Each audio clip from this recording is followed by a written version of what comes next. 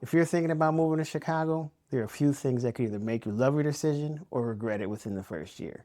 And most people won't tell you the full truth. So in this video, I'm breaking down the real pros and cons of living in Chicago from someone who works in the real estate industry every single day so you can decide if it's actually the right move for you.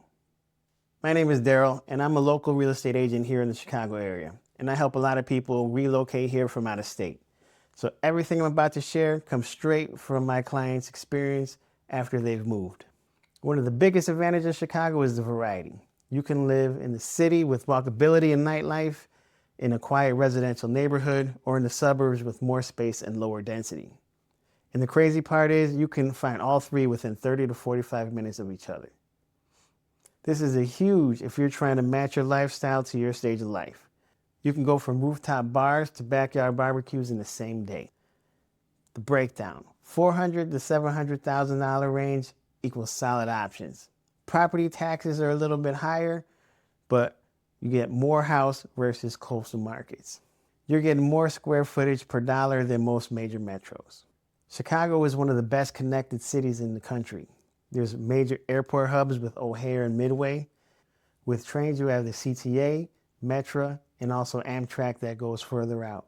And you also have tons of highways, including 55, 290, 88, 90, 94. All will get you anywhere you need to get to within a reasonable amount of time. So you have really easy travel anywhere you're trying to get to. So if you travel for work or have family out of state, this matters more to you than you think. Now, those are the reasons most people move here. But here's why some people get caught off guard. Let's just address it. Winters are real. It's cold, there's snow, and the days are shorter. So from January to February, we'll test your personality. Some people adjust, some people don't. Second, property taxes. This is probably the biggest shock for buyers. Higher than the national average, and it also varies by suburbs. Con number two, property taxes. This is probably the biggest shock for buyers. Higher than the national average, and it varies by suburb. So it's not uniform across the board. Some suburbs are way more than others, and then the city is pretty much the lowest of any of those. So you need to factor this into your monthly payment, not just the purchase price. Con number three, the wrong area. This is the biggest mistake I see. Chicago is very neighborhood specific, block by block differences. Suburbs vary drastically. You can go in the city and be in a terrible neighborhood, and then 3 blocks away, you have $1 million condos and skylines. So be very mindful of where you're looking and where you're trying to get. And then also with the suburbs, very similar. Some suburbs, very dangerous. Other suburbs, lifestyle of the rich and famous. So keep that in mind.